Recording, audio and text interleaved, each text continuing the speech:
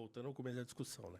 É esse. Então, para mim, o problema das regras não serem claras, né, das pessoas não poderem se defender, por exemplo, de uma acusação de apologia ao nazismo, um absurdo desgraçado desse, putz, cara, né? Porque as pessoas simplesmente não entendem uma discussão, porque elas não estão preparadas para discutir esse assunto. E porque o cara que iniciou a discussão iniciou de um jeito burro pra caralho também, né? Tudo bem, a gente pode dizer, putz, você é burro. Ah, a gente não falou isso com você lá, lembra? Sim, Nossa, sim. Mano, não dá pra você fazer essa discussão e tal. Você fala, não, mas eu quero... Cara, não dá, não adianta. Isso aí não vai funcionar. É porque a gente não tá preparado para essa discussão. Não é... Mas não concordo com isso. Não tá na nossa imaginação moral, assim. Não entra na cabeça.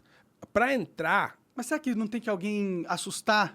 Bom, tudo bem. E talvez a gente crie esse espaço na daqui cabeça? Daqui 10 anos, você pode virar o herói da parada. Entendeu? Não, é o que eu tô dizendo. Mas hoje você tá pagando um preço que talvez você não precisasse ter pagado, assim. Putz, talvez não precisasse ser assim. Porque, assim, eu conversando com os meus alunos, dentro da sala de aula, com 30 alunos ali, eu consigo discutir o assunto. Né? Porque eles estão ali, porque eu deixo eles falarem. Mas não é interessante eu que você ouço, teve um caso para discutir porque isso aconteceu Por comigo? isso que eu tô dizendo, que daqui 10 anos pode ser o herói, pois Sim. aquilo que aconteceu com o Monark mudou tudo hoje aqui. Ah, legal. 10 Isso anos... não é um argumento para que se deve sim se discutir Não, essas eu coisas? acho, tudo bem. Eu acho que você... há maneiras de se discutir as coisas. Então, Talvez individualmente não seja inteligente para minha própria segurança. por exemplo. Mas a discussão... E assim, o pior é que eu acho que, em certo sentido, essa discussão não está posta. Ela foi rejeitada. Num primeiro momento eu concordo. Né? Então, daqui 10 anos pode ser que você vire o herói. Mas Agora por a exemplo, gente está discutindo. Eu vejo vários podcasts discutindo. Você está discutindo com seus alunos, entendeu? Eu acho que a reação inicial foi de rejeição. Mas depois abre-se um espaço de falar, opa, peraí. Será que foi isso mesmo? E eu acho que é aí que acontece o avanço, entendeu? Eu escrevi, por exemplo, 4 artigos recentemente em que o tema girou em torno disso. Né? Então, o primeiro foi logo que aconteceu a coisa toda, né? Baseado numa frase que eu vi circular muito, principalmente entre o pessoal da militância negra, que era aquela assim, né? Ah, se há 10 pessoas na sala, entra um nazista, ninguém levanta, tem 11, né? Aí eu falei, peraí, né? Porque tem grandes figuras importantes para o movimento negro que fizeram isso. Tem um cara lá nos Estados Unidos que convenceu mais de 300 membros do Ku Klux Klan a sair do Ku Klux Klan, porque ele justamente sentou com os caras para conversar e aí teve a oportunidade de mudar a mente deles. Né? Não, cara, mas isso aí é legal, mas teve coisa pior. Né? Teve, por exemplo, o Malcolm X, né? Que é, né, um grande ídolo e tal para a comunidade negra e para o mundo inteiro, né? Um grande intelectual e tal. Esse cara, ele aceitou dialogar com o Partido Nazista americano. Assim, a contragosto? Sim, mas ele fez. Ele virou nazista depois daquilo? Ele discursou num encontro lá da Nação do Islã, em que os nazistas estavam sentados na primeira fileira, suástica no braço. Tem a foto.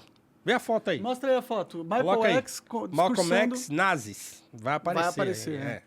Então, assim, inclusive, o título do artigo é Há 11 nazistas na sala? Né? Uma pergunta, e a foto é do próprio Malcolm X. Então, o W.E.B. Du Bois, que é... Olha lá, ó, essa foto aí, ó. Olha que foto icônica, cara. Os caras de braço. Os caras... E atrás só negros, olha lá. É uma reunião da Nação do Islã. Só preto na parada e os 3 nazistas. Esse cara do meio é o Lew Rockwell, se eu não me engano. Ó, George Lincoln Rockwell, que era o presidente do partido. Numa reunião da Nação do Islã, velho. Pra você ver, né?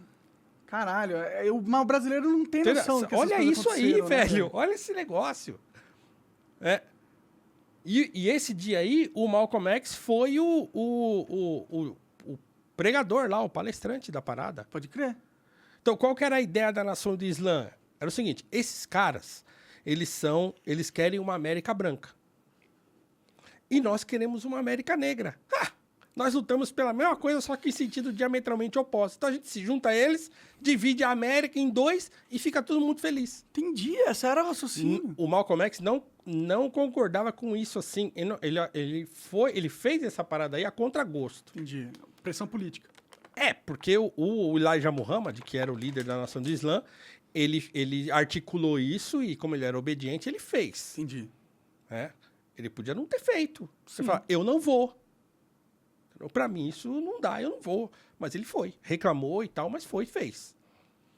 Já o W.E.B. Du Bois, que é o maior intelectual negro do século XX, isso aí é o primeiro negro a ter um título de doutor por Harvard em 1898, né? Em filosofia. O Du Bois foi para a Alemanha, cara, nazista, e elogiou os caras. Falou, economicamente, cara, o país tá legal, hein? Modo Thanos? Entendeu? É assim, não se tinha ainda, na época, a ideia do Holocausto. Entendi. Aconteceu com muita gente, né? Que achava que... muita gente falou isso, né? Bom, Lula, né? Ele está lutando pelo país dele, o Hitler, né? Sim. Aí daqui a pouco as notícias do Holocausto começaram a chegar depois, né? Aham. E aí os caras falaram, meu Deus do céu, o que está acontecendo? E aí muita gente mudou quando percebeu que o troço era um genocídio. Pode crer. Mas isso não é desculpa. Porque muita gente na época percebeu que estava errado. Thomas Mann, por exemplo, o escritor, ele foge da Alemanha logo em 1938, 39, foge. E consegue um programa de rádio lá nos Estados Unidos. Tem um livro chama Ouvintes Alemães, que são os discursos de Thomas Mann contra o Hitler. Uhum. Cara, 39, ele já metendo pau. Isso aí é loucura que vocês estão fazendo. O Dietrich Bonhoeffer também, um pastor protestante, né, luterano, também. Mas é que o Bonhoeffer, apesar dele ser contra desde o início, ele aceitou participar de um atentado contra o Hitler, aquele do filme Operação Valkyria, né? Ele não participou ativamente, mas nos bastidores, ele como pastor, quando esses atentados, surgiu a ideia do atentado, ele falou, eu não posso participar disso, que eu sou pastor. Né, de um atentado para assassinar uma pessoa. Aí ele falou, não vou. Aí o cunhado dele e o irmão, que estavam nesse serviço de inteligência, eles estavam infiltrados dentro do serviço de inteligência alemão, e lá dentro eles queriam implodir a coisa por dentro. Uhum. E aí esses caras falam para ele, você não quer porque você acha que você é pastor e tal, e não sei o quê. Beleza, começa a mostrar foto de campo de concentração para ele. Que as fotos começaram a aparecer. Quando ele olha aquilo, ele fala, cara, então é o seguinte... Pastor fica para depois. Então, assim, é legítimo assassinar o assassino, né? Matar o genocida. E aí ele tem um livro chamado Ética, em que ele discute essas questões todas. Então, ele foi morto. Pra caralho. Foi morto por Hitler. A mando do próprio Hitler, foi enforcado. Caralho. 20 dias antes de acabar a guerra, em Putas. 45. E o Bonhoeffer, ele é um mártir, assim, do protestantismo e tal.